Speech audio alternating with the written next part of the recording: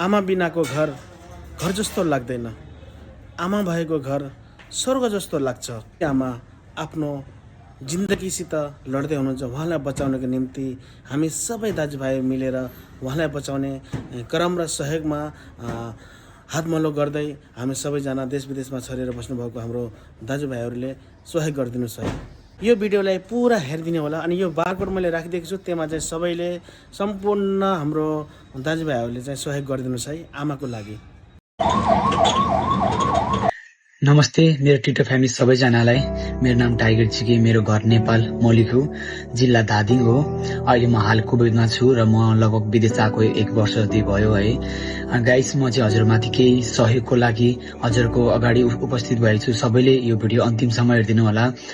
मेरो मम्मी चाहिँ अहिले एकदम गाह्रो अवस्थामा भएको कारणले उहाँलाई चाहिँ नेपालबाट केही दिन अगाडि नेपालमा उपचार गर्न नसकेर इन्डिया लगेको थियो। इन्डिया लगेको 1 हप्ता 15 दिनमा उपचार भइरहेको थियो र कुनै पनि डाक्टरहरूले एडमिट गर्न नमानेर धेरै हस्पिटलहरू चेन्ज गरियो, धेरै हस्पिटलहरूमा देखायो, तर सबै डाक्टरहरूले हात उठाइदिनु भएको छ। किनकि हाम्रो मम्मीको चाहिँ लिभर ड्यामेज भएको कारणले 1% मात्रले काम गरेको छ भन्ने सुनेको छ। हिजो भर म डाक्टरसँग कुरा गरेको, उहाँले चाहिँ भन्नुभएको छ कि भने कि हजुर मम्मीको एकदम डेन्जर छ, लास्ट स्टेज पुगेको छ, अब यसलाई के घर लानुहोस् कि प्राइभेट हस्पिटल लानुहोस् कि अप्सन छ कि हजुरले चेन्ज गर्न सक्नुहुन्छ यसलाई, भने चेन्ज गर्नुभयो भने तपाईँको कमसे 5 6 लाख रुपियाँ खर्च आउँछ भन्नेको यस्तो कुरा सुनिएको छ। सबैजनाले गाइज प्लिज मेरो मम्मीलाई बचाउन सबैले हेल्प गर्नु होला होइन। म कुविदा छु, मैले कमाएको पैसाले केही पनि हुँदैन गाइज। कृपया हजुरहरूले मेरो मम्मीलाई नयाँ जीवन दिनको लागि सबैले 5 रुपियाँ 10 रुपियाँ भए पनि सहयोग गर्न सक्नुहुन्छ।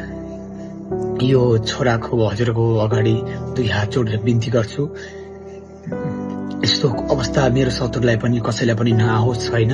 कसको भाग्यमा के हुन्छ, जिन्दगीले सबैले आफ्नो तरिकाले जिउन पाउनुपर्छ। तर म एउटा छोरा भएको नाताले मेरो आमालाई, मेरो मम्मीलाई म बचाउन चाहन्छु। किनकि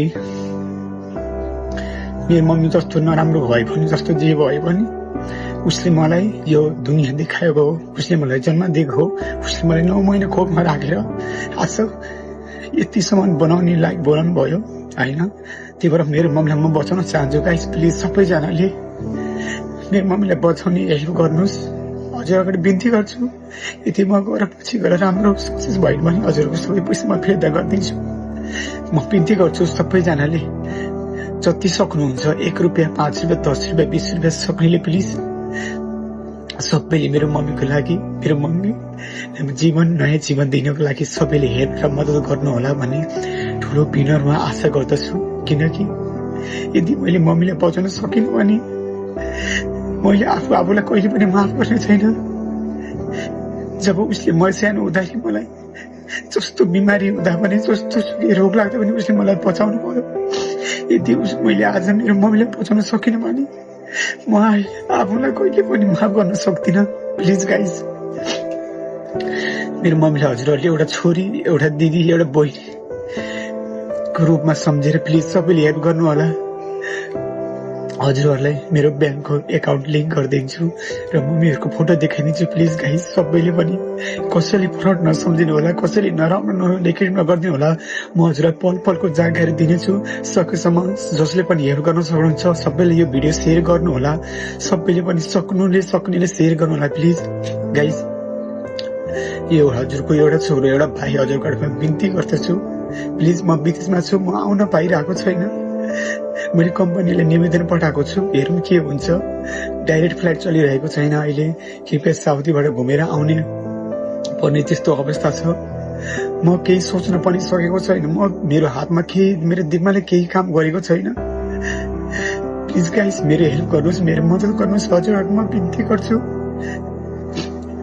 मेरो मम्मीलाई बचाउने, मेरो मम्मीलाई नयाँ जीवन दिने एउटा मौका दिनुहोस् प्लिज। मसँग अरू कुनै उपाय थिएन, त्यसैले मैले आज सोसियल मिडिया आउनु परेको हो।